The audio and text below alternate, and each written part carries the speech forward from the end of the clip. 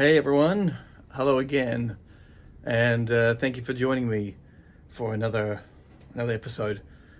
I really appreciate you actually having me in your ear again this week, wherever you're listening around the world, whether you're in Australia, whether you're in the UK, whether you're in the US, New Zealand, my hometown. Yeah, wherever you are, and whoever you are, those who know me, and those who know me in the past before the podcast, and those who are just finding out about me.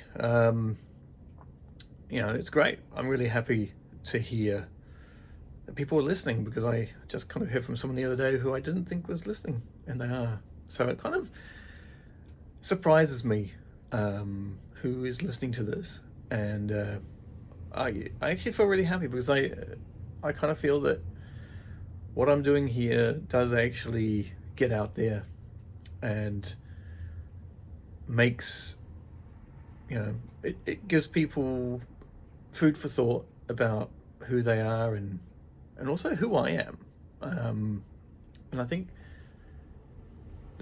for me that's kind of important, but more importantly, I think, is two things that I'm able to talk about, these things that are going on in my world as Jamie's dad.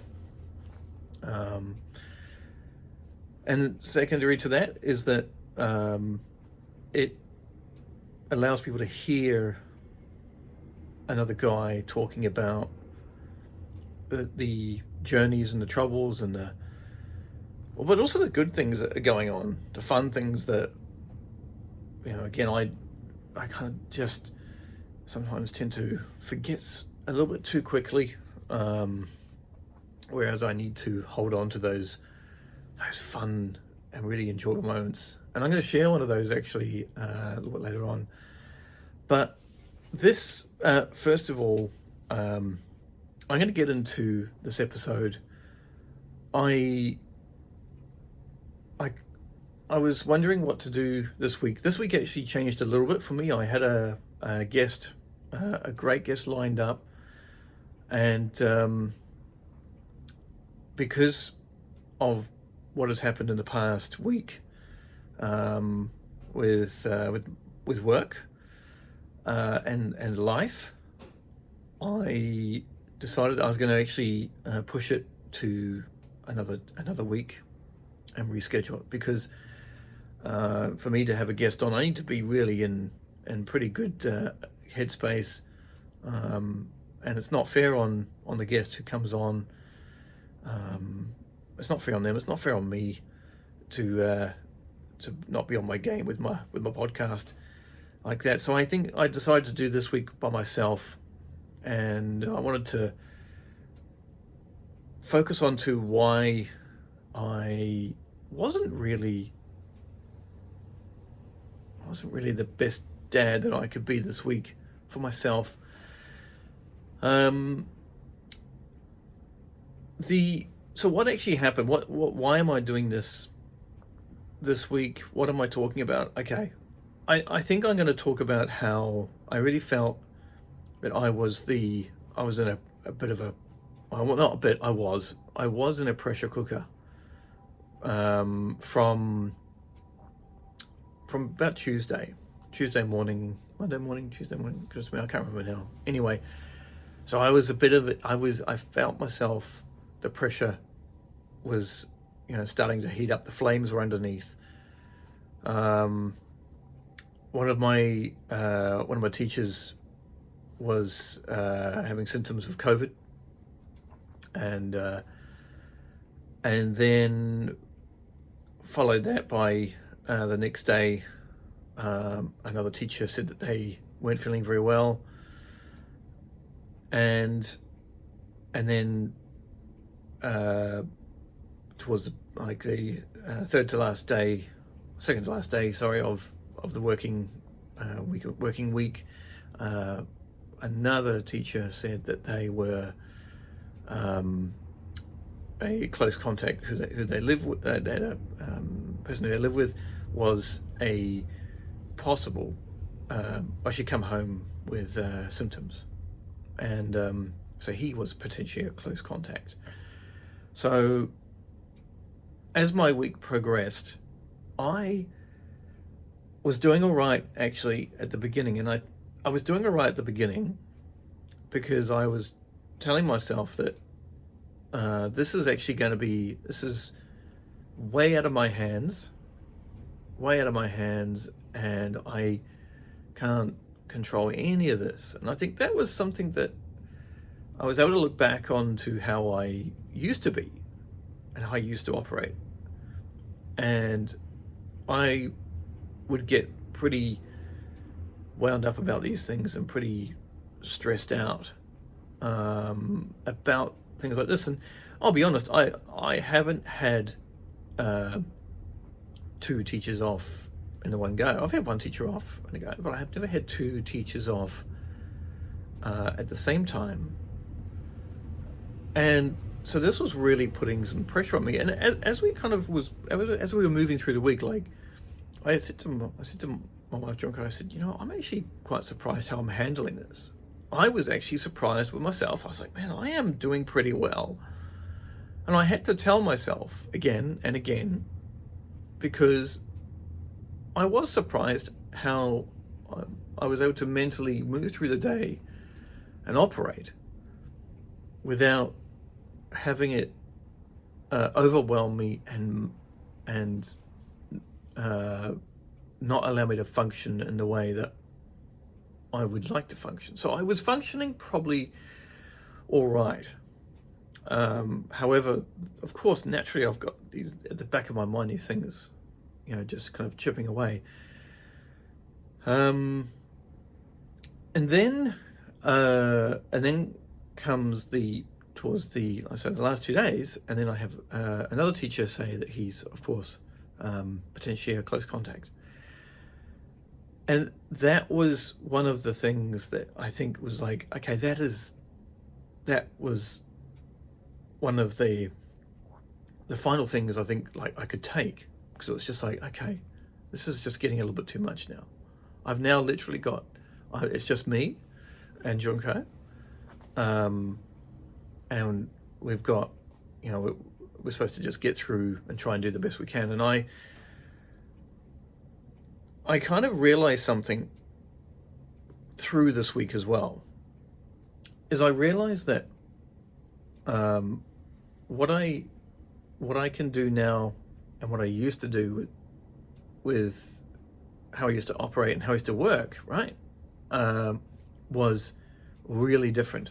I could put myself onto what I'm going to call autopilot, because autopilot kind of, for me, I don't know, it kind of works. And I found that previously I would just put myself on autopilot and just work, just get stuck into my lessons and just, pull 13-hour days, whatever I needed to do, that's what I did.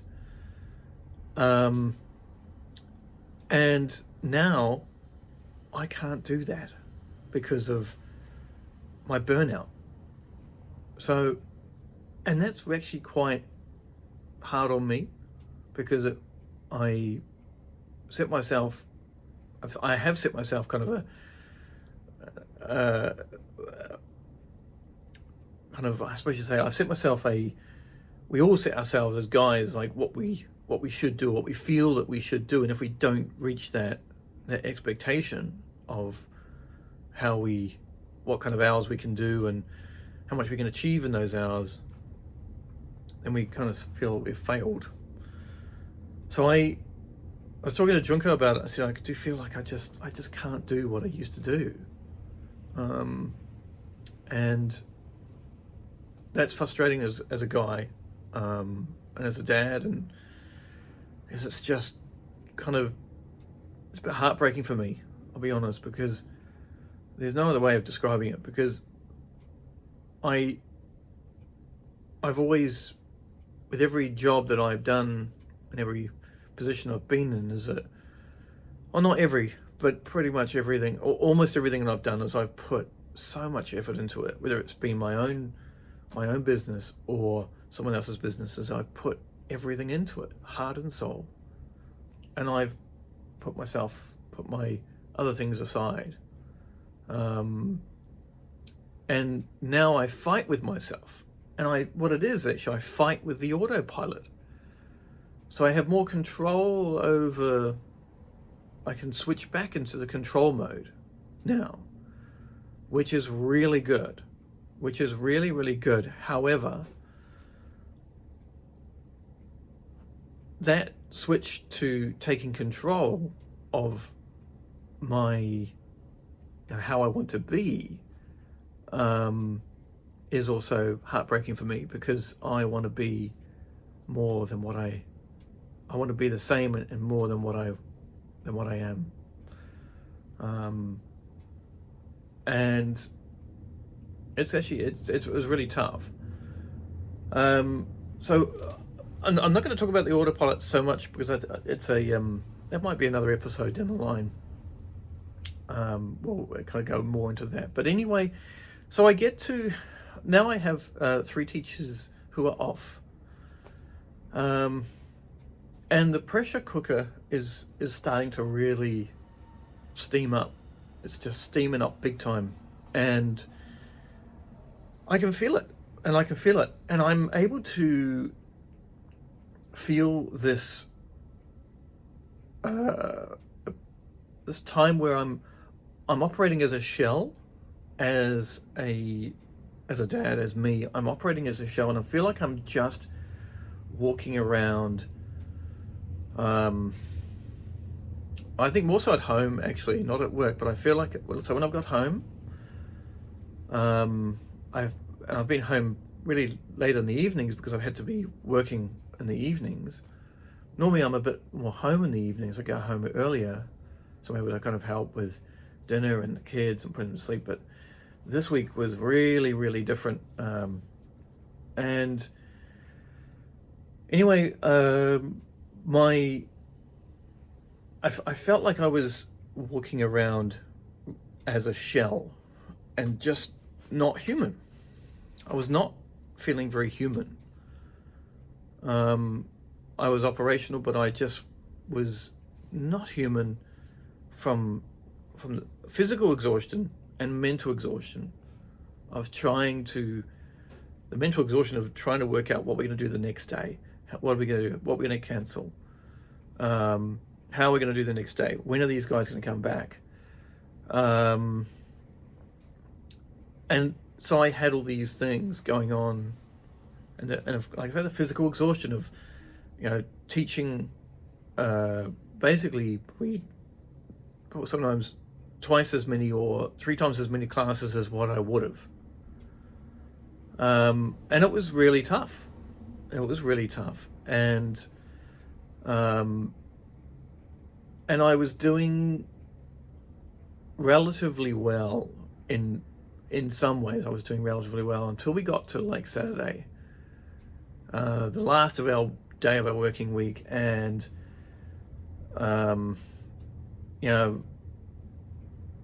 I just there was something came up, and I snapped at Junko.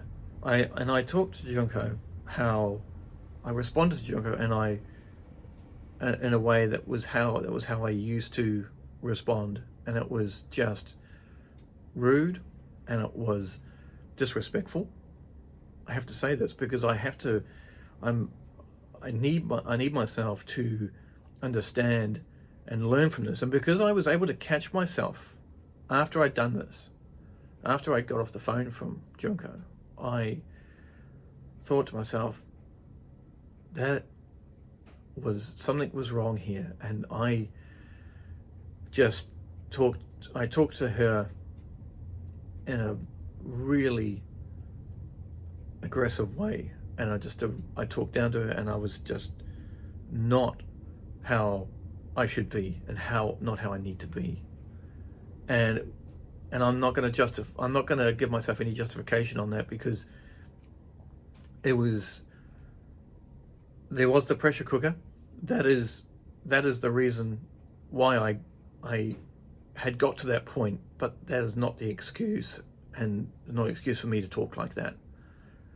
And what I needed to do is I needed to vent out more during the week. I needed to do some more voice messages to my mates, to my friends, and talk about it. And I think doing that would have, released the pressure inside more. I needed to just talk about how hard it was this week for me at work, because work is a big part of my life, as well as raising Jamie, right?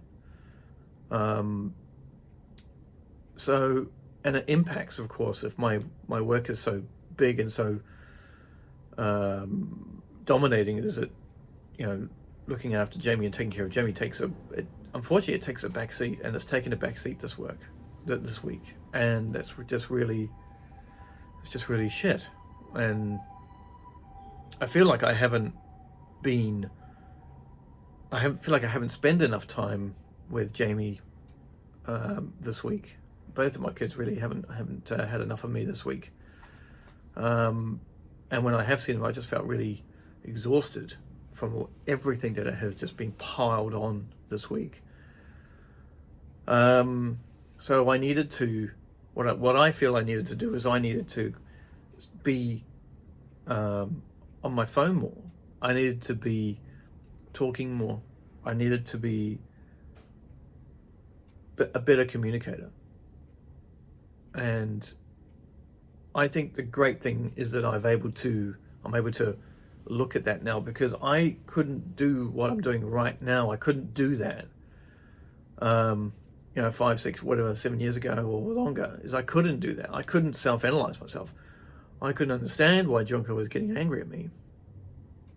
So I have made steps in the right direction with that. And I still got a long way to go. And I still, I just know it's just being a better dad, a better husband, a better everything, takes time. And it's just a continuous learning process, and I'm so on board with this because it's fun, because I can see how I change. I can see how I have developed as a man and as a dad and as a husband over the past few years.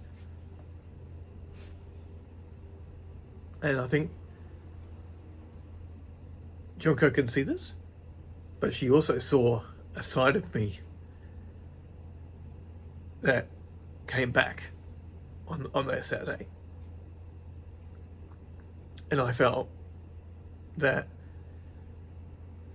I felt like I'd failed and I didn't know what to do. I couldn't solve. I felt like I apologized, and I really apologized I had to feel like I had to believe my apology. That was key.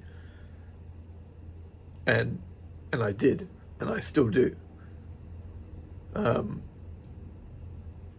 Still very hard. And it's just always a challenging thing. And I think I just hadn't, when I sat down after apologizing, and Junko I felt like she hadn't I feel like she hadn't received my apology. I think that was kind of something which perhaps made it more challenging for me, because she was so pissed at me, she couldn't receive it because she couldn't receive it at that point. And I don't blame her for that, because I wouldn't either.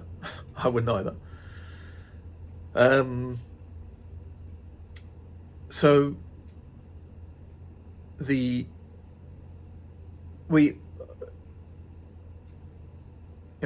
I learned a lot from that from this week, so many aspects I've learned, and will continue to learn. And I think, I hope my wife, she'll listen to this, and I think she will understand. And I think that's really key.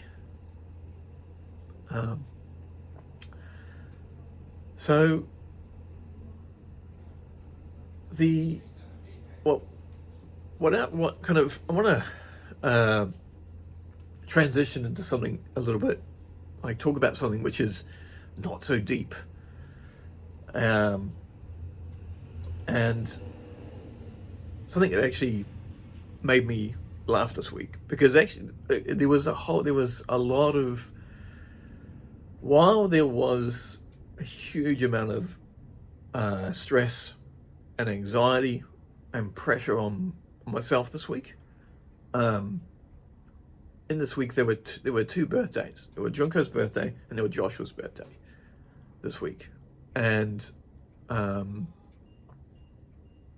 I always struggle with Junko's birthday, because I don't know, I cannot seem to, like, she's very practical, but also she doesn't, I just cannot seem to find the right presents to buy her, and so I end up,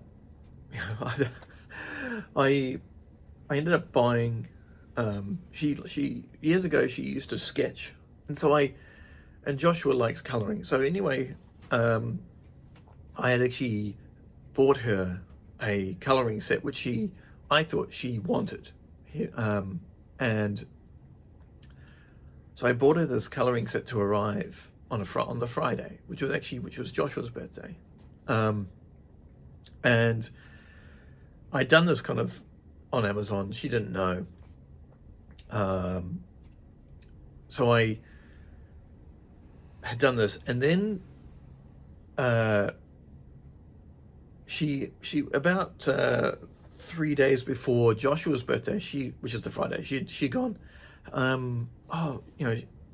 she was thinking about buying the colouring set for Joshua. I was like, oh, right, okay. And I said, I kind of brought up my phone and I started scrolling. I was like, I wonder if it's the same one that that I've already ordered for her. So I brought it up. I said, oh, this one. Like, and she's like, yeah, that's the one. That's one. That's what Joshua. I was going to get for Joshua. I'm like, oh, I thought you wanted this one. She's like, no, I want a different one. Oh my God. So I've ordered the wrong one for her. So, I'm like, okay. So anyway, so I said to her, like, you want to know a secret? I actually thought this was the one that you wanted, because you were looking at so many on the iPad. I was pretty sure this was the one you wanted. So I ordered it, and it's coming on Friday. She's like, no, it's actually the one that I ordered for Joshua. I was like, okay, well, it's, anyway, she didn't actually end up ordering one for her, because Junko's very good. She doesn't like to waste money. Unlike me, I tend to probably waste money on things. So we kind of his present was going to come. We ordered him a few more things, but yeah, Junko was just like, don't worry. So we went and got we ordered Joshua's cake the day before. No, 2 days before, actually. The day before his birthday. We kind of had his birthday party kind of lasted a few days, basically. And so when I went to pick up Joshua's cake, because we picked up his cake on Saturday night, so we could have a proper cake on Saturday night. So I went there and picked it up on my own, and at that time I ordered Junko's cake, because she had been in there when I had ordered Joshua's cake, and she pointed out that one. She said, oh, by the way, that's the cake I want, like this. I was like, okay, cool. So when I picked up Joshua's cake, I ordered Junko's cake, because she told me. So anyway, I got home with the cake, and we did the happy birthday, and then on Sunday, I'd organised to pick up the cake, Junko's cake, on Sunday morning, because Junko's birthday was on Sunday. So I'd arranged to kind of go around and pick it up at 9:30 in the morning. And she said to me on Saturday night, she said, oh, you don't need to get the cake. She said, we can just go and get some of this taiyaki. That's taiyaki. Sorry, I'm probably saying it wrong. And it's like a red bean in like a pancake, I suppose, way, but it looks a bit like that. She said, oh, she's like, there's really lovely ones I love.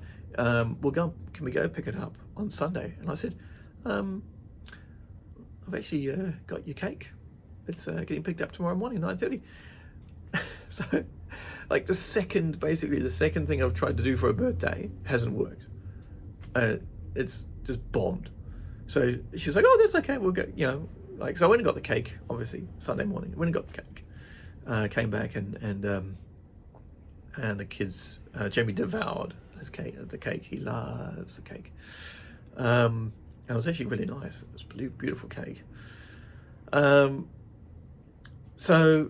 Sunday was Junko's birthday, but we were still trying to get these things for Joshua's birthday. So we spent pretty much the whole day yesterday, in a sense, driving around, trying to go find these books that Joshua really wants, and having arguments in the car with Joshua, and just driving all around Osaka. Seriously, I think I was driving, I don't know, it felt like hours. I think it was probably about 3 or 4 hours. I was just driving around playing taxi driver. And we actually got Junko's taiyaki thing. It's not taiyaki, it's actually something else, but anyway. So that was great. We got that. But there is actually something that I want to share with you. A really funny moment on Sunday. Because it was Father's Day. Not here in Japan, actually. It was Father's Day in New Zealand and Australia. And I was talking to my dad. We did a call to my dad. They gave us we called them because they wanted to wish Junko a happy birthday and Joshua as well again. So that was nice. So they did that, and then we got talking about Father's Day, and I said to my dad, I wished him a happy Father's Day, and it was quite a special moment, because I think because everything that had gone on this week, and I failed with Junko's birthday presents and cake, and I just felt like it was just really wasn't going in the right direction. And anyway, so I said to my dad, Dad, I want to thank you for being a great dad, and I haven't told you that you are, for 44 years, I haven't told my dad how amazing he is and how great he is, and I wanted to thank him for being a great dad, and I hadn't done it really properly for 44 years, and it was good, and I think, I felt really good. I felt really good telling my dad that, how special he was and how amazing he was. And I said to him, please receive it, because, and by receiving it means, being just, not saying anything or saying a thank you. It's all like, because again, a lot of guys and women don't know how to receive these kind of compliments and thank yous. about what we do. We don't know how to receive it. We think that we need to deflect it back and say, no, it's okay, just doing my job or something. It's like, no, and I said, it's like, I want you to receive it because you have been a great dad. And, you know, it's important, and I wanted to tell him. So he received it, which was really good. Made me feel good as well. And then, so around this time, Jamie jumped in the shower. I can't think why he jumped in the shower, but he jumped into the shower. And he came out pretty quickly, and we were still kind of chatting. We're doing a video call, of course. And he came out, and I was like, oh my God. Because he came out, he was stark naked. He's just standing totally stark naked. And he's talking to kind of me and Junga, and I got up to kind of, and Junga was still sitting down, and I got up because I need to make sure that he doesn't just, you know, walk around in front of the camera, because it's just going to absolutely shock my parents with Jamie just standing there stark naked. So anyway, I moved around, so I was standing next to Jamie, and he was like, I said to my parents, I said, you know, Jamie's just standing, he's standing right next to you, like right next to this thing, absolutely nothing on. This is what Jamie does all the time, by the way. So I was just like, if he turns this computer around, if he's fast, because Jamie can be fast, so if he's fast, he'll just kind of grab the iPad, swing it around, and the camera would have been right at his crotch. So they wouldn't have even seen Jamie, they just would have seen his crotch.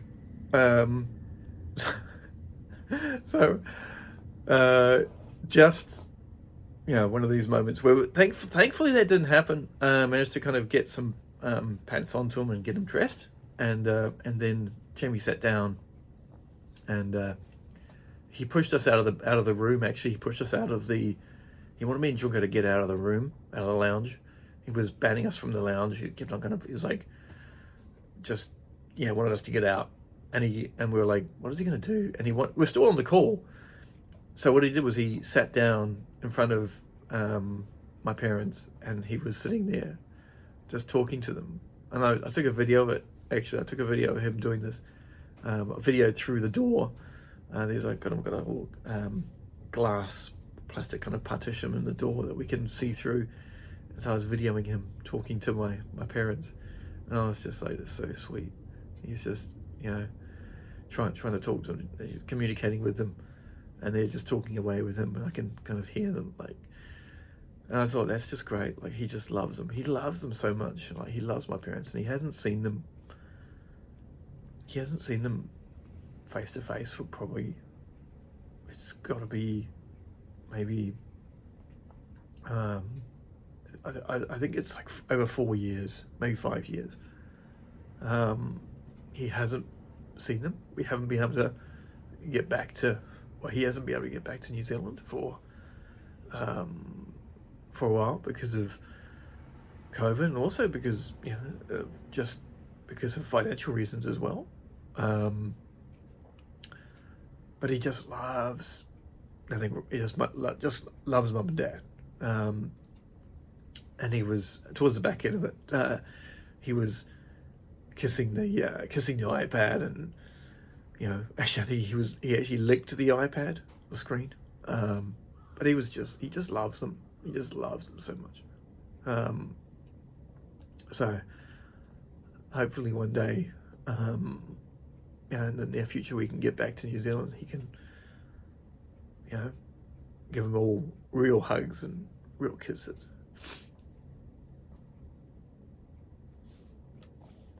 So, as you can tell, this episode is a bit emotional. For, you know, lots of reasons. And I think it's just,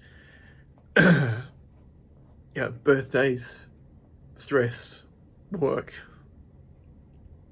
and I have been unable to look after or do anything really for myself this week. This right here, right now, what I'm doing is as close as I've got to